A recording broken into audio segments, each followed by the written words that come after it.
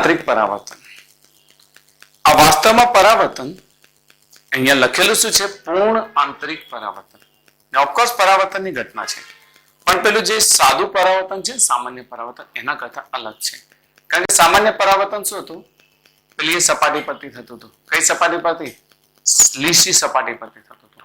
હાલ પણ આપણે એકબીજાને જોઈ શકીએ છીએ પરાવર્તનના કારણે જોઈ શકીએ છીએ. પરંતુ અહીંયા પૂર્ણ આંતરિક પરાવર્તન સામાન્ય પરાવર્તન કરતા અલગ પ્રકારનું પરાવર્તન છે અને it is related to refraction, વક્રીભવન સાથે સંકળાયેલું છે. બીજું, ઉર્જાના સંદર્ભમાં સામાન્ય પરાવર્તન કરતા પૂર્ણ આંતરિક પરાવર્તન શ્રેષ્ઠ પરાવર્તન કેમ છે એ આપણને આ થિયરીમાં ખબર પડશે. તો પહેલા તો વક્રીભવનની ઘટના જોઈએ એટલે પરાવર્તનની ઘટના આપણને ખબર પડે. ધારો કે મારી પાસે એક માધ્યમ છે આ પ્રમાણે,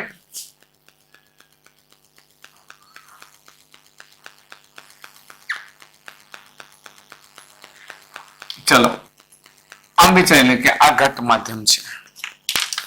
આ જે માધ્યમ છે ને ઘટ માધ્યમ છે.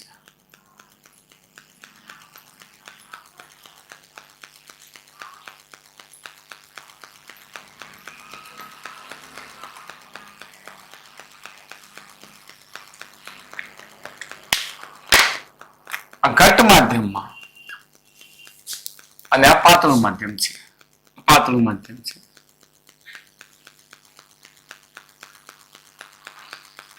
આ ઘટ્ટ માધ્યમ. બોલો, ઘટ્ટ માધ્યમમાંથી પાતળા માધ્યમમાં પ્રકાશનું કિરણ જશે તો લંબ તરફ વાંકું વળશે કે લંબથી દૂર જશે? યસ, લંબથી દૂર જશે. તો ધારો કે મારી પાસે એક આ લંબ છે, આ બંને સપાટીઓ વચ્ચેનો એક બિંદુ છે કે જ્યાં આપણે પ્રકાશ આપાત કરીશું.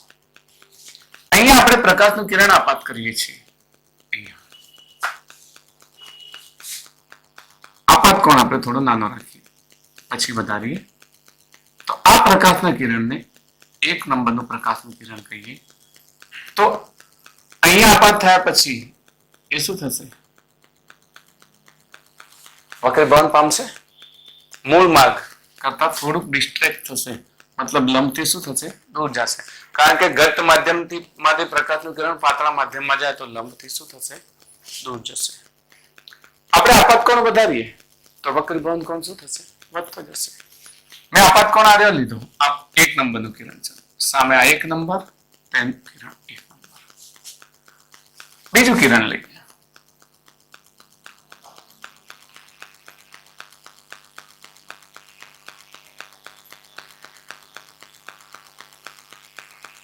તો અહીંયાથી થોડું વધારે વક્રીભવન પામશે. ઓકે, આ 2 નંબરનું કિરણ, સામે આ કિરણ પણ કેટલું છે? 2 નંબર. અહીંયાથી આ કિરણ આ પ્રમાણે વધે જશે. મતલબ આ 3 નંબરનું કિરણ છે તો આ કયું હશે? 3 નંબર.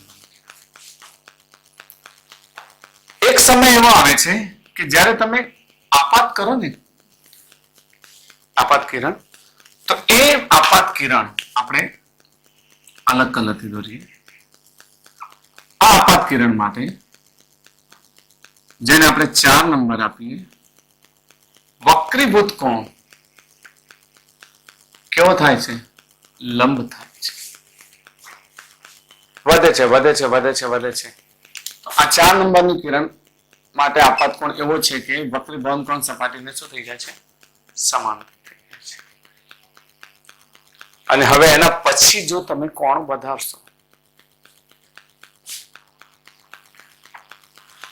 તો હવે વક્રીભવન નહીં પામે, શું થશે? પરાવર્તન પામશે. અને પરાવર્તન પામીને માધ્યમમાં અહીંયા પાછું પડશે. ખ્યાલ આવે છે ને? તો આ 5 નંબરનું કિરણ સમજીએ તો આ કિરણ પણ કયું છે? 5 નંબર. તો એવો એક કોણ છે કે જે કોણે પ્રકાશનું કિરણ આપાત કરવામાં આવે, આ ખૂણો, એ વખતે વક્રીભૂત કોણ કેવું મળે છે? 90.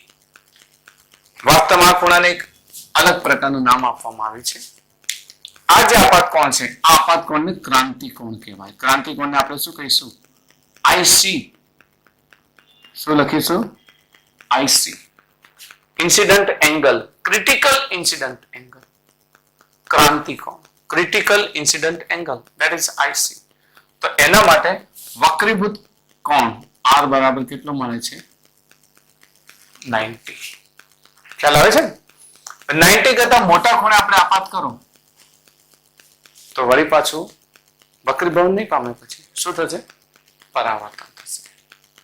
ખ્યાલ આવે છે ને? શું થશે? પરાવર્તન થશે.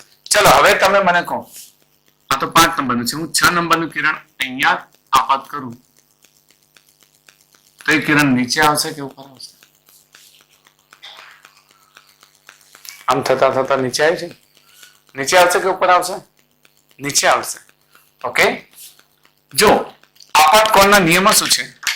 આપણો આ 5 નંબરનું કિરણ છે એના માટે આપાત કોણ I હોય તો રિફ્લેક્ટિવ એંગલ R, તો I બરાબર R થવા જોઈએ. તો આ જેટલો હોય એટલો જ ખૂણો હશે ને.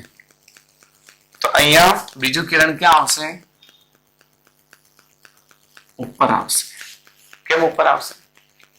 કારણ કે આપાત કોણ અને પરાવર્તન કોણ કેવા થવા જોઈએ? સરખા થવા જોઈએ. તો આ આપાત કોણ આટલો થશે તો પરાવર્તન કોણ પણ કેટલો થવો જોઈએ? આટલો થશે. પછી જેમ જેમ તમે વધારે કિરણો આપાત કરતા જશો એમ તમને આ 7 નંબરનું કિરણ, આ 7 નંબરનું કિરણ, આ 6 નંબરનું કિરણ. ઓકે, તો આટલો વિસ્તાર છે. આ વિસ્તાર કેવો વિસ્તાર થશે? ડાર્ક વિસ્તાર. આ વિસ્તાર કેવો થશે? ડાર્ક વિસ્તાર. આ ડાર્ક વિસ્તારમાં કોઈ પણ પ્રકાશનું કિરણ આવશે નહીં. આપાત કરેલું કિરણ ક્યાંય નહીં આવે, ફક્ત આટલા વિસ્તારમાં જ આવશે. પછી અહીંયાથી આવીને ફરી પાછું ઉપર જશે. જેમ જેમ તમે વધારશો એમ પછી પરાવર્તનના નિયમો લાગુ પડશે. કયા નિયમો લાગુ પડશે? પરાવર્તનના. આપાત કોણ અને પરાવર્તન કોણ કેવા હોય? સરખા હોય. I બરાબર R મુજબ પછી તમે I વધારો તો R પણ શું થશે? વધતું જશે. ઓકે, તો આ ઘટના કહીશું આપણે પૂર્ણ આંતરિક પરાવર્તન. પૂર્ણ આંતરિક પરાવર્તનમાં શું થાય છે? જેમ જેમ તમે આપાત કોણ વધારો છો એમ એમ વક્રીભવન કોણ શું થાય છે? વધતો જાય છે. એક પર્ટિક્યુલર વક્રીભવન કોણ માટે, આપાત કોણ માટે વક્રીભવન કોણ કેટલું મળે છે? 90. આ ખૂણાને આપણે કેવું કહીશું? ક્રિટિકલ એંગલ, ક્રાંતિ કોણ. ઓકે, તો આ ક્રાંતિ કોણ પછી વધારે ખૂણે આપાત કરીશું તો હવે એનો વક્રીભવન થશે નહીં. હવે એનો ટ્રાન્સમિશન નહીં થાય, એનું રિફ્લેક્શન થશે. અને રિફ્લેક્શન થશે એટલે શું થશે? એ જ માધ્યમમાં પ્રકાશનું કિરણ પાછું પડશે. ને આ ઘટનાને આપણે શું કહીએ છીએ? પ્રકાશનું વક્રીભવન કહીએ છીએ. ખ્યાલ આવે છે ને? તો પ્રકાશનું વક્રીભવન એટલે જ્યારે કોઈ એક માધ્યમમાંથી બીજા માધ્યમમાં પ્રકાશનું કિરણ આપાત કરવામાં આવે, મોટા ભાગે ઘટ માધ્યમ હશે. ઘટ માધ્યમમાંથી ક્યાં જશે? પાતળા માધ્યમ. તો જ થશે ને પૂર્ણ આંતરિક પરાવર્તન. તો ઘટ માધ્યમમાંથી પાતળા માધ્યમમાં જાય ત્યારે પ્રકાશનું કિરણ લંબથી દૂર જાય છે. પરંતુ જો ક્રાંતિકોણ કરતા મોટા ખૂણે આપાત કરવામાં આવે તે પછી ટ્રાન્સમિશન નથી થતું. ટ્રાન્સમિશન એટલે બીજા મીડિયમમાં જવું. ટ્રાન્સમિશન નથી થતું પણ શું થાય છે? રિફ્લેક્શન. અહીંયાથી પરાવર્તન પામેલા જે પણ પ્રકાશના કિરણો છે એની એક ખાસિયત છે. શું? એની ઉર્જા ક્યારેય ઓછી થતી નથી, એટલી ને એટલી જ રહે છે. યાદ રહેશે? પૂર્ણ આંતરિક પરાવર્તન સામાન્ય સપાટીથી તમે અહીંયા આગળ ધારો કે અરીસો લગાવી દીધો, ચલો આ લંબ અને આ અરીસો છે. અરીસા પર તમે કોઈ એક કિરણ આપાત કર્યું તો શું થશે? પરાવર્તન થશે. આપાત કિરણ, પરાવર્તિત કિરણ. ઓકે, તો અહીંયા જે ઉર્જા છે કઈ પરાવર્તક સપાટી વડે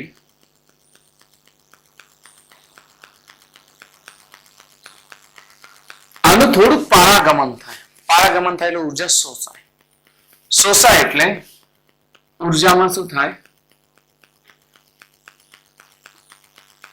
ઘટાડો થાય છે. અહીંયા શું થાય છે? ઉર્જામાં ઘટાડો થાય છે. જ્યારે અહીંયા પરાવર્તન પામતા કિરણોમાં ઉર્જામાં કોઈ ઘટાડો થતો નથી. યાદ રાખજો. ઓકે, ઉર્જામાં કોઈ ઘટાડો થતો નથી. યાદ રહેશે. ટ્રાન્સપરન્ટ મીડિયમ છે. આ તો બંને પરાવર્તક જ છે.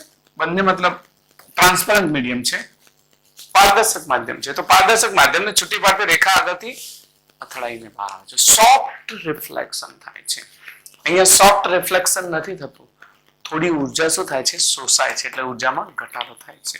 તો કોમ્યુનિકેશનમાં અથવા તો તમારા પ્રતિબિંબની રચનામાં જ્યારે પણ પરાવર્તનનો ઉપયોગ થાય ત્યારે આ પરાવર્તન એ શ્રેષ્ઠ પરાવર્તન છે. આ પરાવર્તન શ્રેષ્ઠ પરાવર્તન નથી. આનાથી ઇમેજની સાઇઝ પણ બદલાઈ શકે, ઇમેજની ક્વોલિટી બદલાઈ શકે. એટલે જોજો તમે જ્યારે પણ ઉપયોગ કરવામાં આવે છે ને ત્યારે કાચનો ઉપયોગ કરવામાં આવે છે. અરીસાનો ઉપયોગ બહુ ઓછો કરવામાં આવે છે. છતાં ઘણી જગ્યાએ અરીસાનો ઉપયોગ થાય છે, પરંતુ લેન્સનો ઉપયોગ કરી અને વધુ સારી રીતે આપણને ઇમેજ મેળવી શકાય છે. ઓકે, તો હવે આપણે જોઈએ પરાવર્તનની એક ઘટના. જો અહીંયા પૂર્ણ આંતરિક પરાવર્તનની ઘટના એક સરળ ઉદાહરણ દ્વારા સમજીએ. ધારો કે એક પાણીનું ટેન્ક છે. આ પાણી કેવું છે? ઘટ માધ્યમ. અને હવા કેવી છે? પાતળું માધ્યમ. આપણે વિચાર લે કે હવાનો વક્રી ભવનાંક ધારો કે ઈટા 1 હોય તો એ નોર્મલી કેટલો હોય? 1. અને આને આપણે ઈટા 2 બરાબર કેટલો લઈ લઈએ?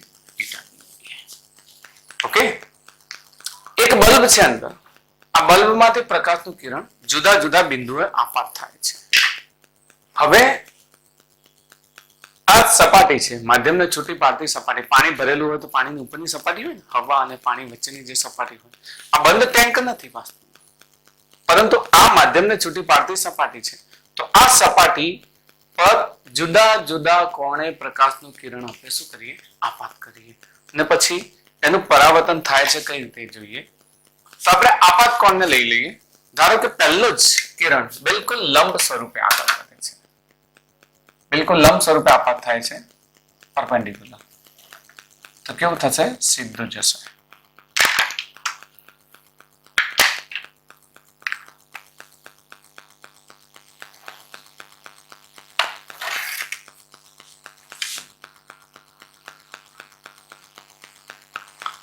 લંબ સ્વરૂપે આપાત થયેલું પ્રકાશનું કિરણ સીધું નીકળી જશે. કારણ કે આપણા વક્રીભવનની વ્યાખ્યામાં પ્રકાશનું ત્રાંસુ કિરણ જરૂરી છે. વક્રીભવન માટે કયું કિરણ જરૂરી છે? ત્રાંસુ કિરણ. જો લંબ સ્વરૂપે આપાત કરેલું હશે તો સીધે સીધું નીકળી જશે. પણ એવા આપણે પોઈન્ટ લઈએ. ધારો કે આ O1 પોઈન્ટ છે. આપણા સોર્સને S કહી દઈએ. સોર્સ એને કહી દઈએ S. તો અલગ અલગ O1, O2 પોઈન્ટ લઈ લઈએ, O3 લઈ લઈએ. અલગ અલગ બિંદુએ આપાત કિરણ આપાત કરીશું. O2, O4 અલગ અલગ લઈ લઈએ અને છેલ્લે લઈ લઈએ O5. દરેક જગ્યાએ આપણે લંબ બનાવી દઈએ, પરપેન્ડિક્યુલર બનાવી દઈએ દરેક જગ્યાએ. એટલે આપણને સમજતા ફાવશે દરેકનો.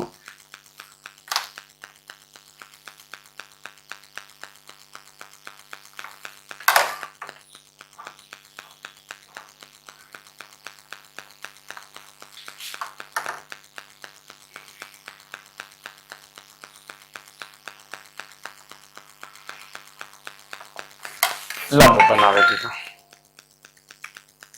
હવે પ્રકાશનું કિરણ સીધું જતું તો એને બ્લેક કલર થી કર્યું. હવે જુદા જુદા એંગલ થી જવા દઈએ. એક O1 પર S થી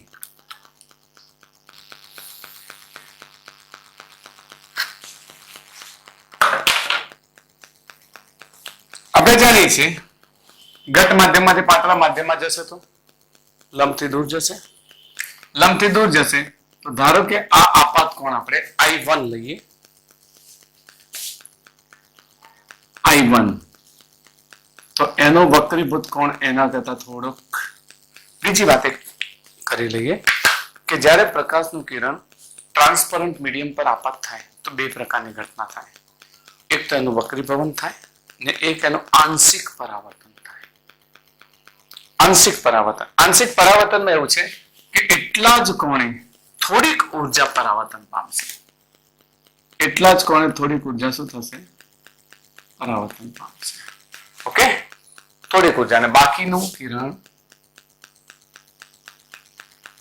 આ પ્રમાણે O2 અહીંયા A નામ આપીએ, અહીંયા B નામ આપીએ. O2 એ માર્ગે ગતિ કરશે. જેમ જેમ આપાત કોણ વધે, યાદ છે ને હમણાં જ મેં તમને સમજાવ્યું, એમ એમ એક તો પારાગમન કોણ પણ વધતો જશે, આ રિફ્લેક્ટિવ, અને આ પણ વધતો જશે. આ બી લઈ લઈએ. સી, એક એવો સમય આવશે કે જ્યારે તમે આઈસી ખૂણો મળે છે. બોલો, આઈસી ખૂણો એટલે કયો? ક્રાંતિકોણ.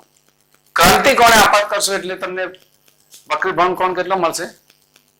90 નો. 90 નો મળશે એટલે સપાટીની સમાંતર. ઓકે, આ રિફ્લેક્શન 1, રિફ્લેક્શન 2, આ રિફ્લેક્શન 3 કેટલું મળે છે? 90 નો. અને 90 કરતા વધુ ખૂણે આપાત કરશો તો હવે આના જેમ આંશિક પરાવર્તન નહીં થાય, પણ શું થશે? કિરણનું વક્રીભવન નહીં થાય. એ જ માધ્યમમાં કિરણ પાછું આવશે અને આ કિરણને આપણે કહીશું પૂર્ણ આંતરિક પરાવર્તિત કિરણ કહીશું. ખ્યાલ આવે છે ને? પૂર્ણ આંતરિક પરાવર્તિત કિરણ કહીશું. તો આ કિરણ હવે વક્રીભવન નથી પામતું કે બહાર કશું જ જતું નથી, પણ આ કિરણ ક્યાં જાય છે? તે જ માધ્યમમાં પાછું આવે છે. આ ઘટનાને આપણે શું કહીશું? પૂર્ણ આંતરિક પરાવર્તન. તો 3 પ્રકારની ઘટના થાય છે. 2 પ્રકારની ઘટના જ્યારે આપાત કરીએ ત્યારે તેનું આંશિક પરાવર્તન થાય છે અને વક્રીભવન થાય છે. પણ જેમ જેમ આપાત કોણ વધારો એમ એમ વક્રીભવન કોણ વધતો જાય છે. ક્રાંતિકોણની વ્યાખ્યા શું લખશો? જે આપાત કોણ માટે વક્રીભવન કોણ કેટલો મળે? કાટખૂણો મળે અથવા 90 અંશનો મળે, તે આપાત કોણને આપણે શું કહીશું? ક્રાંતિકોણ કહીશું. ક્રાંતિકોણની વ્યાખ્યા પણ પૂછે છે. ક્રાંતિકોણને આપણે શું કહીશું? આઈસી. અને ક્રાંતિકોણ કરતા મોટા ખૂણે જો કોઈ પ્રકાશને આપાત કરવામાં આવે તો હા, તેનું શું થાય છે? પૂર્ણ આંતરિક પરાવર્તન. યાદ રહેશે? તેનું પૂર્ણ આંતરિક પરાવર્તન. તો આ ઘટનાને થોડાક શબ્દોમાં આપણે નોંધી લઈએ.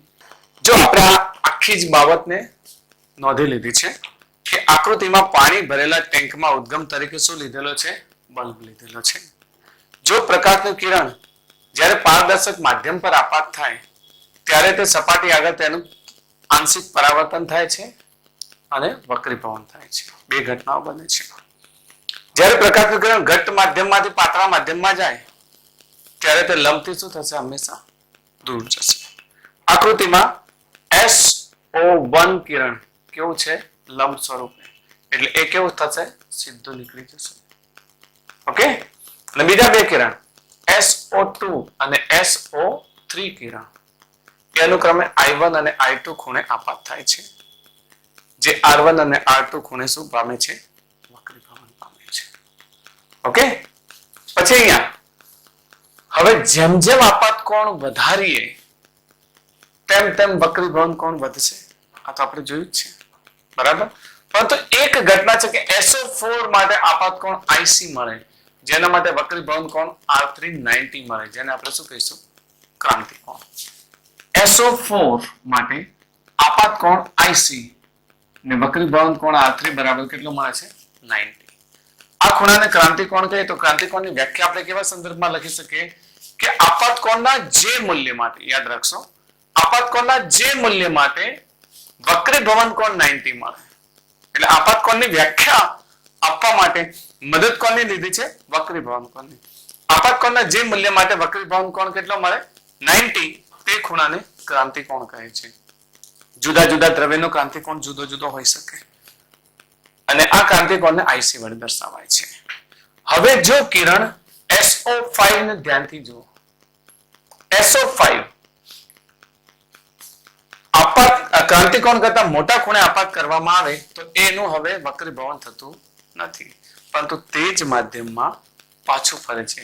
આવા કિરણને પૂર્ણ આંતરિક પરાવર્તિત કિરણ કહે છે તથા આ ઘટનાને પૂર્ણ આંતરિક પરાવર્તન કહે છે. યાદ રહી જશે. હવે અહીંયા આગળ સ્નેલનો નિયમ વાપરવો છે. અહીંયા સમજો, આ O4 આગળ મારે સ્નેલનો નિયમ વાપરવો છે. ચલો, તો આપાત કોણ કેટલો છે? IC ને વક્રીભૂત કોણ કેટલો છે?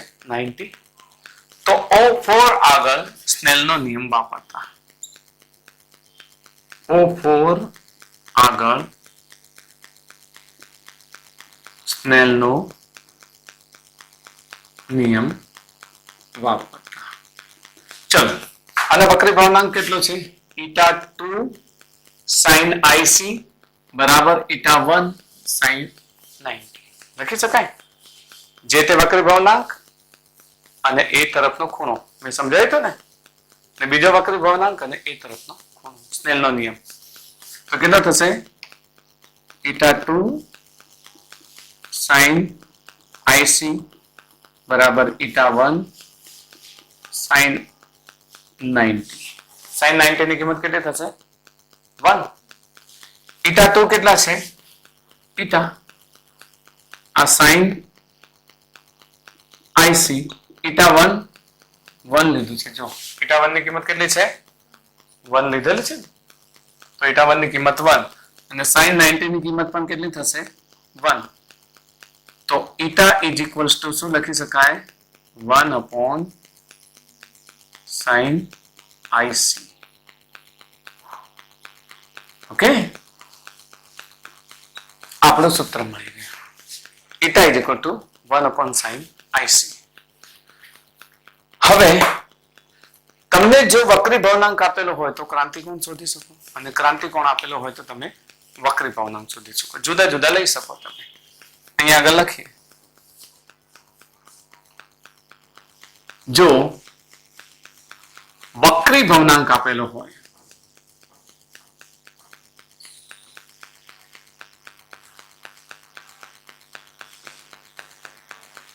ત્યારે ક્રાંતિકોણ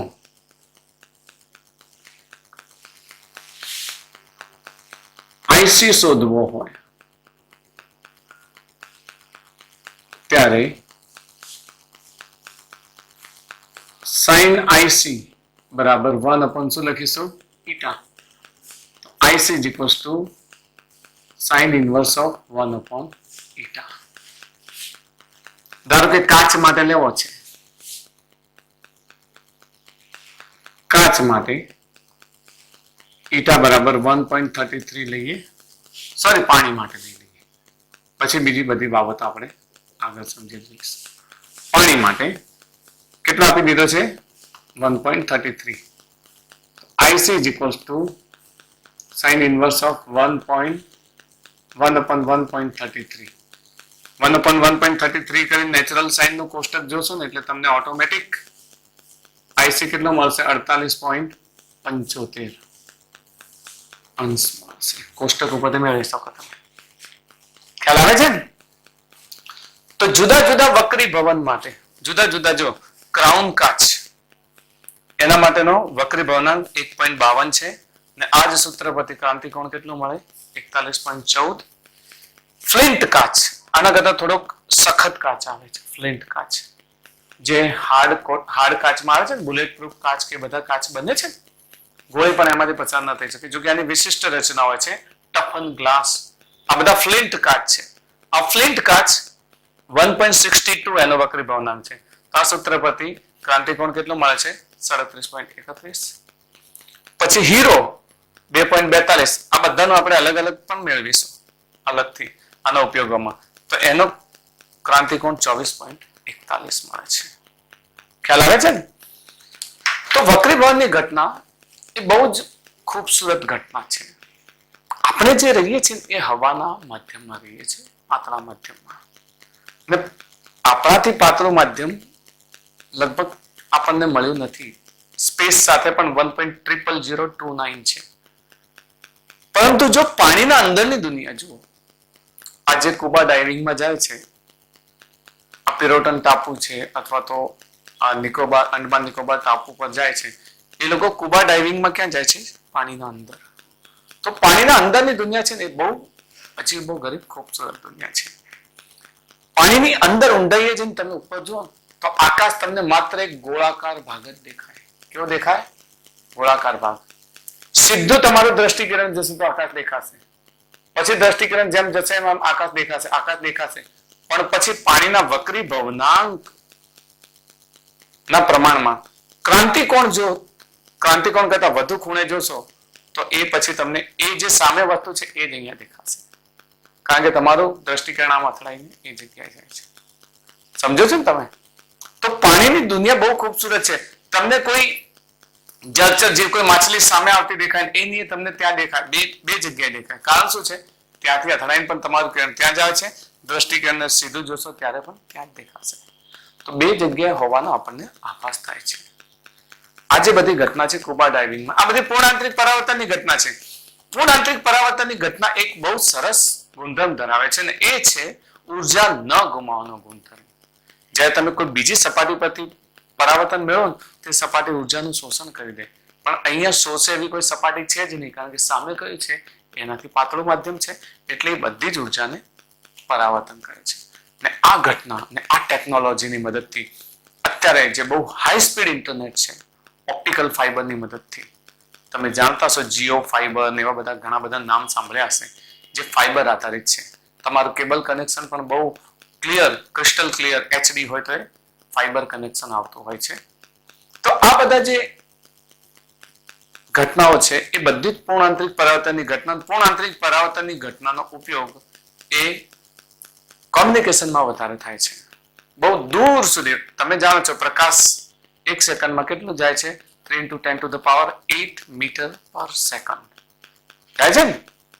3 × 10⁸ મીટર. તો બહુ દૂર સુધી પ્રકાશને અથવા સંદેશાને મોકલવો છે, અને તમે જો પૂર્ણ આંતરિક પરાવર્તનની મદદથી લિમિટેડ એક્સેસમાં મોકલો તો અહીંયાથી મોકલેલો સંદેશો દૂર સુધી જાય. એના ઉપયોગમાં પરાવર્તનની ઘટના, પૂર્ણ આંતરિક પરાવર્તનની ઘટના થાય છે. ઘણી બધી એવી ઘટના છે શરીરની અંદર. હમણાં ગઈકાલે જ અમે એક મારા મિત્રની ખબર લેવા ગયા, એના પેટમાં આંતરડામાં કંઈક ઇન્ફેક્શન જેવું ડોક્ટરને ડાઉટ થયું, તો એન્ડોસ્કોપી કરવામાં આવી.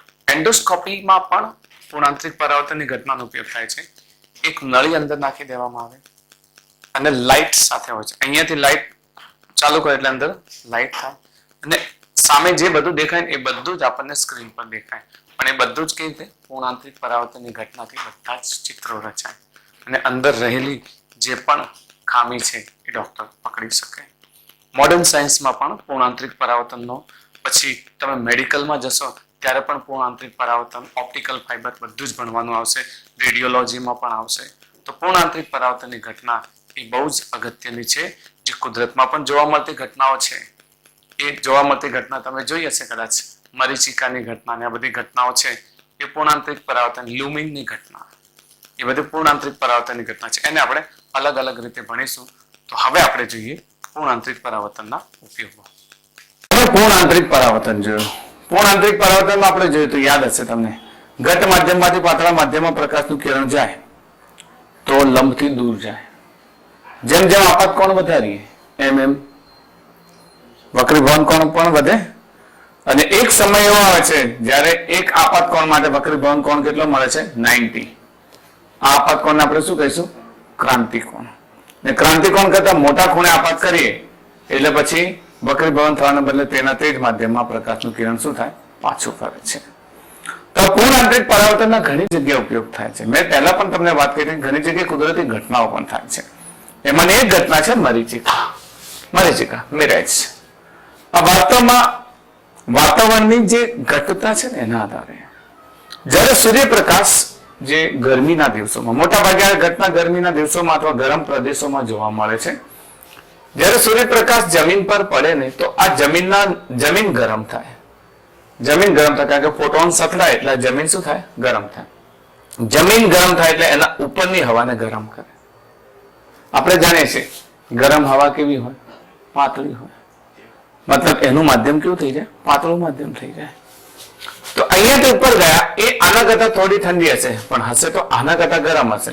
તો મતલબ કે જેમ જેમ ઉપર જઈએ એમ માધ્યમની ઘનતા વધતી છે. આપણે એક કાલ્પનિક ભાગ પાડ્યા છે કે જેથી આપણે એ ઘટનાને વ્યવસ્થિત રીતે સમજી શકીએ. તો જ્યારે આપણે હાઈટમાં હોઈએ ત્યાંથી આપણું દ્રષ્ટિ કિરણ જ્યારે આના તરફ જાય તો આપણને કેવું દેખાય? ધારો કે આપણી આંખ અહીંયા છે, અહીંયાથી જયારે અવલોકન કરવામાં આવે ત્યારે આપણી આંખમાં જે પ્રકાશનું કિરણ પ્રવેશે આપણને એવું લાગે છે કે સીધું આવે છે. વાસ્તવમાં એવું હોતું નથી. આ વૃક્ષમાંથી આવતું પ્રકાશનું કિરણ જેમ જેમ પાતળા માધ્યમમાંથી ઘટ માધ્યમમાં આવે, ઘટ માધ્યમમાંથી પાતળા માધ્યમમાં આવે, એમ લંબથી શું થશે? દૂર જશે. માની લો કે વૃક્ષની ટોચ છે, વૃક્ષની ટોચ પરથી આવતું પ્રકાશનું કિરણ આ લંબ છે. તો ઉપરનું માધ્યમ કેવું છે? ઘટ. અને નીચેનું માધ્યમ કેવું છે? પાતળું. તો ઘટ માધ્યમમાંથી પાતળા માધ્યમમાં આવે તો ઇન્સિડન્ટ એંગલ કરતા રિફ્રેક્ટિંગ એંગલ કેવો હોય? વધારે હોય. તો એંગલ મોટો થઈ જાય. થોડો વધારે મોટો કરી દઈએ એંગલ.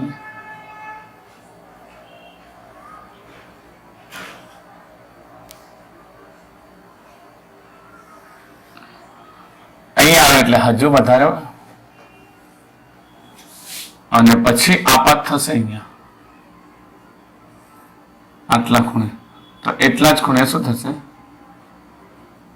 વક્રીભવન પામશે. સમજાય? આપણે જાણીએ છીએ આ પરાવર્તન પામશે. તો આ ઘટના પૂર્ણ આંતરિક પરાવર્તનની ઘટના છે. મતલબ કહેવાનો અર્થ કે હવે જ્યારે આ વૃક્ષ છે એ વૃક્ષ આપણને દેખાવું જોઈએ અહીંયા, પરંતુ એ આપણને કેવું દેખાય છે? આ પ્રમાણે સીધી રેખામાં. આપણી આંખ આભાસી પ્રતિબિંબ છે તો આપણને એવો આભાસ થાય છે કે જાણે કે વૃક્ષ છે એ વૃક્ષ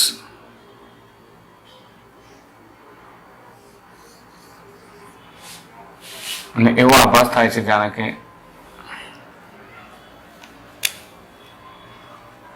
વૃક્ષનું પ્રતિબિંબ આપણને આ પ્રમાણે દેખાય છે.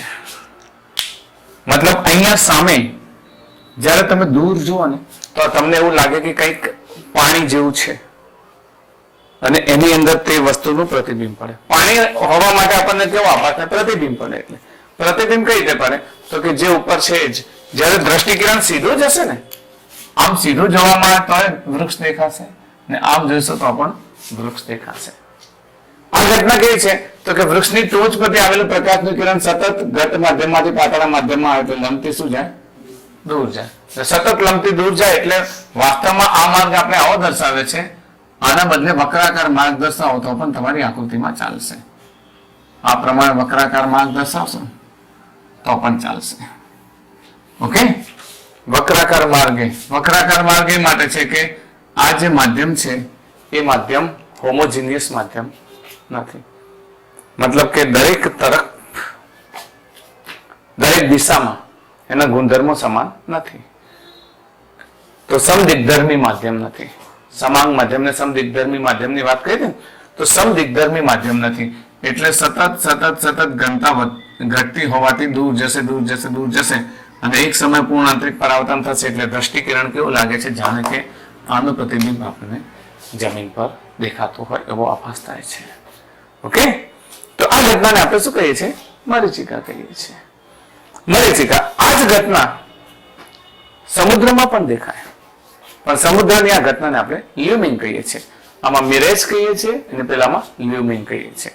લ્યુમિંગમાં એવું થાય છે કે જ્યારે તમે દરિયા કિનારે ઉભા હો અને સામેથી આવતા કોઈ હોડી કે કોઈ શિપને જુઓ દૂરથી તો એ શિપ વાસ્તવમાં ચાલે છે પાણી પર, પણ તમને એવું લાગશે કે ઉપર આકાશ સાથે ઊંધું આવતું હોય, એની સાથે સાથે ઊંધું શિપ પણ દેખાય.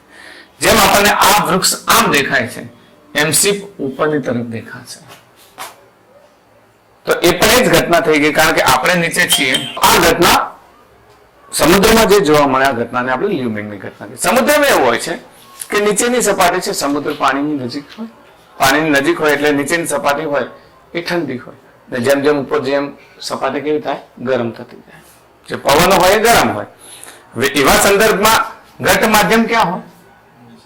નીચે હોય, એટલે નીચેથી ઉપર જાય એટલે સતત એ પ્રકાશનું કિરણ વક્ર માર્ગે ગતિ કરે, દૂર જાય ને, અને એના કારણે એ શિપ કે જે જમીન પર છે એ આપણને એવું લાગે જાણે આકાશમાં પણ ઊંધું આવતું હોય. આ ઘટનાને લ્યુમિંગની ઘટના કહીએ છીએ. સમુદ્રમાં લ્યુમિંગ દેખાય, જ્યારે જમીન પર જે દેખાય ને મિરેજ કહે છે. પણ છે બંને ઘટના કોની? પ્રકાશના પૂર્ણ આંતરિક પરાવર્તનની ઘટના છે. બરાબર. આ 10મા ધોરણમાં તમે ભણી ગયા છો ને, તો આને થોડુંક નોંધી લઈએ. જો આને બહુ સરળ શબ્દોમાં લખી દેવાનું, મરીચિકાને તમારે 2 માર્ક્સમાં પૂછી શકે. મરીચિકાની ઘટના: ઉનાળામાં જમીનના સંપર્કમાં રહેલી હવા ઉપરના સ્તરની સરખામણીએ વધુ ગરમ હોય છે. જાણીએ છીએ ને આપણે, હવાનો વક્રીભાવનાંક ઊંચાઈ પર જતા અહીં વધતો હોય છે. કારણ શું છે કે નીચે હોય એટલે હવા ગરમ છે એટલે એનો વક્રીભાવનાંક ઓછો હોય, ઉપર જતા હવા ઠંડી થાય એટલે વક્રીભાવનાંક વધુ હોય છે. હવે જો હવા સ્થિર હોય તો તેના જુદા જુદા સ્તરોની ઘનતા જુદી જુદી હોય. હવા સ્થિર હોય એટલે આ પ્રમાણે એના સ્તર જુદા જુદા હોય અને એની ઘનતા પણ કેવી હોય? જુદી જુદી હોય છે. વૃક્ષની ટોચ પરથી આવતો પ્રકાશનું કિરણ ઘટ્ટ માધ્યમમાંથી પાતળા માધ્યમમાં આવે તેમ શું થાય? લંબથી દૂર જાય છે. જેમ જેમ આપતકોણ વધે એમ વક્રીભવન કોણ પણ શું થશે? વધે છે. એનો અર્થ એવો થાય કે પ્રકાશ વક્ર માર્ગે ગતિ કરીને અવલોકનકારની આંખમાં પ્રવેશે ત્યારે અવલોકનકારને જાણે એવું લાગે કે વૃક્ષનું પ્રતિબિંબ આ છે ને, જાણે પાણીમાં પડતું હોય એવું લાગે. આ વક્ર માર્ગે ગતિ કરી અને અવલોકનકારની આંખમાં પ્રવેશે ત્યારે અવલોકનકારને એવું લાગે કે જાણે કે આ જે વૃક્ષ છે એ વૃક્ષનું પ્રતિબિંબ પાણીમાં પડે છે, એવો ભાસ થાય છે. ઓકે. બીજું, ઉનાળાના ગરમ દિવસોમાં રણમાં જોવા મળતી જે મૃગજળની ઘટના છે, દૂર જુઓ રણમાં, ત્યારે મરીચિકાની ઘટના જ છે. આ તો રણમાં તો ઉનાળામાં કોઈ જાય નહીં, તો પછી ઉનાળામાં જે ડામરના રસ્તા પર વાહન ચાલતું હોય ત્યારે દૂર રસ્તા પર જોવામાં આવે તો રસ્તા પર જાણે પાણી પડ્યું એવો ભાસ થાય છે. જેમ જેમ વાહન આગળ જાય પાણી આવતું નથી, પણ જાણે દૂર પાણી હોય એવો આભાસ થાય. વાસ્તવ પાણી હોય એવો આભાસ કેમ થાય છે? કે વૃક્ષનું પ્રતિબિંબ દેખાય, આપણને એવું લાગે જાણે પાણીમાં પ્રતિબિંબ પડે છે, આકાશનું પ્રતિબિંબ પણ દેખાય. તો આ ઘટના પણ મરીચિકાની ઘટના છે. બહુ સરળ શબ્દોમાં તમે સમજાવી શકો. 10મા ધોરણમાં પણ આને તમે સમજી ગયા છો. ઓકે. આ કુદરતની ઘટના છે. આ મરીચિકાની ઘટના કુદરતમાં થતી પૂર્ણ આંતરિક પરાવર્તનની ઘટના છે. પરંતુ મનુષ્યએ જ્યારે બનાવેલી વસ્તુઓમાં પણ એને પૂર્ણ આંતરિક પરાવર્તનનો ઉપયોગ કર્યો છે. તો આપણે કેટલીક મેન મેડ વસ્તુઓમાં પણ આ ઘટનાઓને જોઈએ.